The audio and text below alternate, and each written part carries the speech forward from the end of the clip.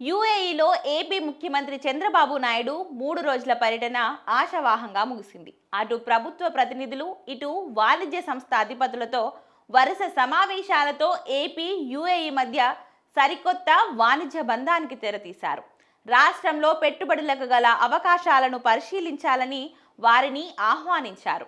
పర్యటన చివరి రోజు దుబాయ్లో చంద్రబాబు పలువురు యూఏఈ మంత్రులను, అక్కడ వాణిజ్య సంస్థల ప్రతినిధులతోనూ సమావేశమయ్యారు. ముందుగా యూఏఈ ఆర్థిక వ్యవహారాలు, పర్యాటక శాఖ మంత్రి అబ్దుల్లా బిన్ జోక్లాల్తో భేటీ అయ్యారు. యూఏఈ, ఆంధ్రప్రదేశ్ల మధ్య వాణిజ్య బంధాన్ని పెంపొందించే అంశంపైన లాజిస్టిక్స్, రవాణా, మౌలిక సదుపాయాల రంగాలలో పెట్టుబడుల గురించి ఇరువురు నేతలు చర్చించారు.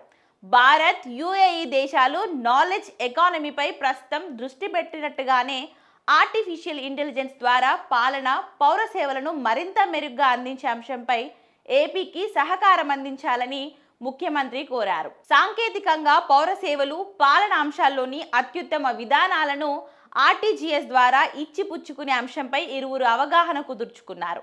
ఆర్టిఫిషియల్ ఇంటెలిజెన్స్లో కొత్త ఆవిష్కరణలు, స్టార్టప్లను ప్రోత్సహించేలా Ratan Tata innovation hub, Dubai Silicon Oasis మధ్య కొత్త భాగస్వామ్యాలను ఏర్పాటు చేసే అంశంపై రెండు ప్రభుత్వాలు ఒక ఒప్పందానికి వచ్చాయి.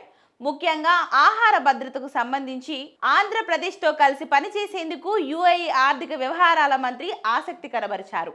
అదేవిధంగా యూఏఈ విదేశీ వాణిజ్య మంత్రి బారీ బిన్ అహ్మద్తోనూ ముఖ్యమంత్రి చంద్రబాబు తన బృందంతో కలిసి సమావేశమయ్యారు. పెట్టుబడులు, కటిక సహకారం అంశాలపై చర్చ జరిగింది.